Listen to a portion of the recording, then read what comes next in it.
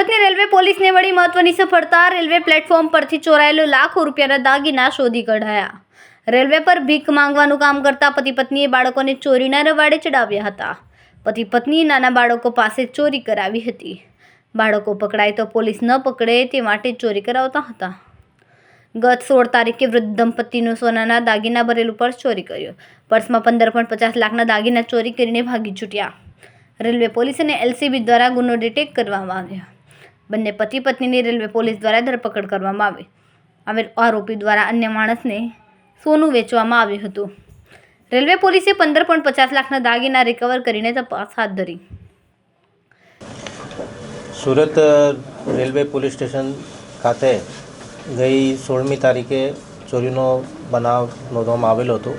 આની વિગત એવી છે કે રાજસ્થાનથી શ્રી નેમિચંદજી જૈન સુરત આવ્યા હતા। ત્યારે જ્યારે પ્લેટફોર્મ નંબર 2 ઉપર એ ઉતર્યા હતા એના પછી એમના એક જે પર્સ છે જેમાં સોનાના દાગીનાઓ હતા એ બધું ચોરાઈ ગયા હતા એવી ફરિયાદ નોંધાઈ હતી। આ ફરિયાદના લીધે અમે લોકોએ જુદા જુદા ટીમ બનાવી, રેલવે પોલીસ સ્ટેશનની ટીમ બનાવી, એલસીબીની ટીમ બનાવી અને અમે લોકોએ સીસીટીવી ફૂટેજ ચકાસવી ચાલુ કરી। જ્યારે અમે લોકો સીસીટીવી ચેક કર્યા તો અમે પાંડેસરા બાજુ જે કૈલાસનગરના ઝૂંપડાઓ છે ત્યાંના લોકેશન મળ્યા કે ત્યાંથી કોઈ રેલવે સ્ટેશનથી ત્યાં જાય છે।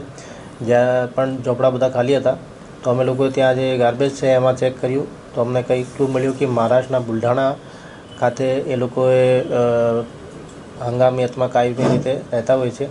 તો અમે લોકોએ ફરીથી ટીમ બનાવીને મહારાષ્ટ્રના બુલઢાણા ખાતે મોકલી। ત્યાં અમે લોકોએ 8 થી 10 જેટલા પોલીસ સ્ટેશનોમાં એમના ફોટા બતાવ્યા અને ચેકિંગ કરાવી। પછી અમે લોકોએ જે એલસીબી ઓફિસ છે ત્યાં એમના ફોટા આપ્યા। તો 2-4 દિવસમાં અમને એક ક્લુ મળ્યું કે આ જે માણસ છે આ મહારાષ્ટ્રના બુલઢાણા ખાતે કોઈ ગામડામાં રહે છે અને અત્યારે હાલ ત્યાં અમરાવતી એમની લોકેશન મળે છે। પછી અમે લોકોએ અમારી રીતે એમના ફોટોઝને ચેક કરી એમને ઇન્ટરનેટ ઉપરથી એમના ફોટો દ્વારા ઇન્સ્ટાગ્રામ આઈડી અમે લોકોએ મેળવી લીધી। આ ઇન્સ્ટાગ્રામ આઈડીથી અમે લોકોએ જ્યારે મેટાને કોન્ટેક્ટ કર્યો તો એમના આઈપી ડિટેલ્સ અમને મળ્યા।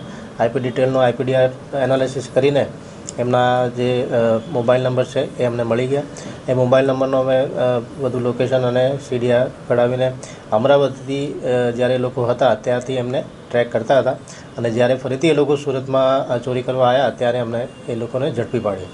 એમની એમો એવી હતી કે એ પોતાની નાની નાની બાળકીઓનો યુઝ કરીને કોઈ વડીલ અથવા એવા દેખાય એના પર્સ ચોરાવી લેતા હતા અને આમાં અમે લોકોએ જે 15.5 લાખનું જેટલું મુદ્દામાલ ગયો હતો 100% આમાં રિકવરી થઈ છે અને જે આરોપીઓ છે અત્યારે જેલમાં છે।